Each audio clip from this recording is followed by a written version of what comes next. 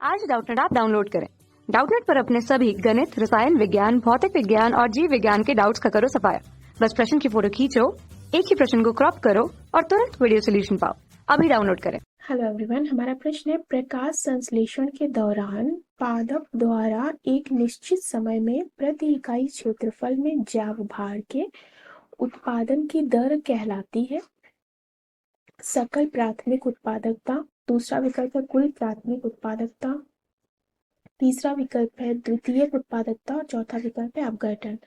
ये कह रहे हैं कि प्रकाश संश्लेषण के दौरान पादप द्वारा एक निश्चित समय में प्रति इकाई क्षेत्रफल में जैव भार की जो उत्पादन की दर होती है वो क्या कहलाती है।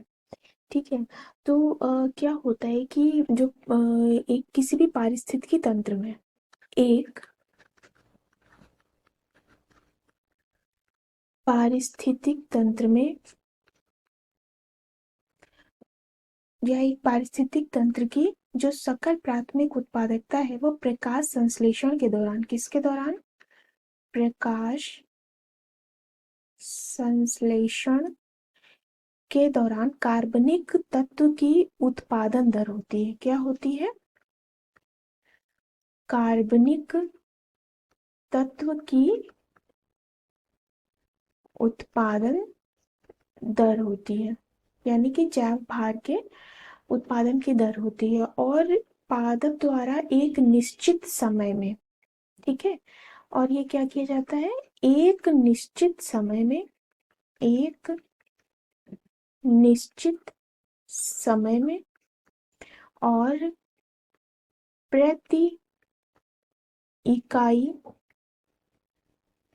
क्षेत्रफल में, ठीक है, उत्पादन की दर जो होती है वो कहलाती है, क्या कहलाती है, सकल प्राथमिक उत्पादकता। यानी कि सकल प्राथमिक उत्पादकता यानी कि प्रकाश संश्लेषण के दौरान कार्बनिक तत्व की उत्पादन दर जो होती है वो क्या होती है, सकल प्राथमिक उत्पादकता होती है। सकल प्राथमिक उत्पादकता की एक महत्वपूर्ण मात्रा पादपों में श्वसन के द्वारा उपयोग की जाती है। कब उपयोग की जाती है? पादपों में श्वसन के द्वारा एक महत्वपूर्ण मात्रा उपयोग की जाती है। और यदि यह सकल प्राथमिक उत्पादकता से श्वसन के दौरान हुई क्षति को घटा देते हैं तो हमें क्या प्राप्त होता है? हमें प्राप्त होता है नेट प्राथमिक उत्पादकता, यानी कि हमें क्या प्राप्त होता है? नेट प्राथमिक उत्पादकता, यानी कि कुल प्राथमिक उत्पादकता। ठीक है, तो जो सकल प्राथमिक उत्पादकता इसे क्या बोलते हैं? Gross primary production, GPP.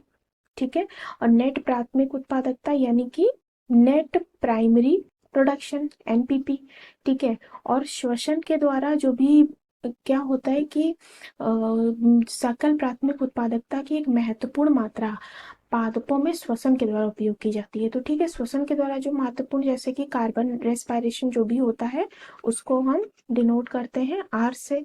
तो अगर जीपीपी यानी कि सकल प्राथमिक उत्पादकता से जो है वो कार्बन रेस्पिरेशन घटा दिया जाए, यानी कि श्वसन हटा दिया जाए, यानी कि आर हटा दिया जाए, तो हमें क्या मिलता है? एनपीपी, यानी कि कुल प्राथमिक उत्पादकता मिलती है। ठीक है, तो जो कुल प्राथमिक उत्पादकता है वो तो सकल प्राथमिक उत्पादकता से आर हटाने के बाद मिलती है, तो ये हमारा उत्तर नहीं होगा। जो हमारा सही उत्तर होगा वो क्या होगा?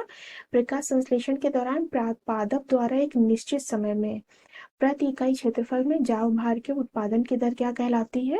वो कहलाती है सकल प्राथमिक उत्पादकता, यानी कि जीपीपी, और ये है एनपीपी।